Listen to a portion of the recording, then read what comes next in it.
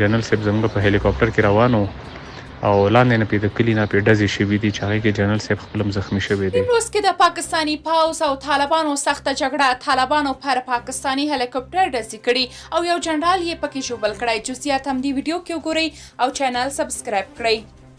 یو شمېر سرچینې وایي چې د نیمروز ولایت ډیورنډ فرضي کرښې ته څیرمه د تېرې شپې راهیسې د پاکستاني پوځیانو او طالبانو ترمنځ جګړه روانه ده. سرچینې وایي چې طالب جنګیالیو پر یو پاکستاني هلیکاپټر چې یو پاکستاني جنرال یې لېږداوه ډزې کړي او هغه یې پکې زخمي کړی دی. یاده سرچینه وایي سیمې ته تازه دمې طالب ځواکونه هم د جګړې لپاره رسېدلي. تر اوسه معلومه نه ده چې د یادې جګړې علت څه دی، خو ښکاري چې د اغزنتار پر سر پیښه شوې وي. په دې هکله تر اوسه پورې پاکستاني چارواکو او طالبانو څه نه دي ویلي.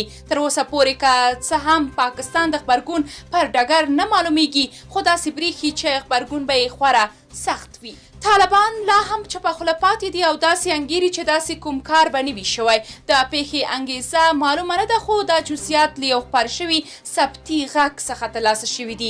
طالبان او پاکستان یا هم په بل عبارت یو دولت په دې وروستیو کې چې کله طالبان په افغانستان کې واک ته رسېدلي، تر یو بریده طالبان ترې فاصله اخیستې، خو پاکستان له دې ډلې ډېر مناسبات غواړي. ولې اوس طالب هم لږ مغروره شوی او ځان مستقل دولت بولي، ځکه وخت ناوخته د پاکستان په وړاندې هم له تندې لهجې او قهرجنو پالیسیو استفاده کوي. ښایي د پاکستاني جنرال د چورلکې په نښه کولو یوه پیښه وي. که پیښه نه وي نو په ښکاره توګه هیڅ طالب نشي کولی چې د پاکستان پر خلاف ودرېږي. پر طالبانو باندې دا انتقاد دی چې اوس هم پاکستان د افغانستان په واک کې ورګډ او لویې پرېکړې د دې هېواد په خوښه کوي.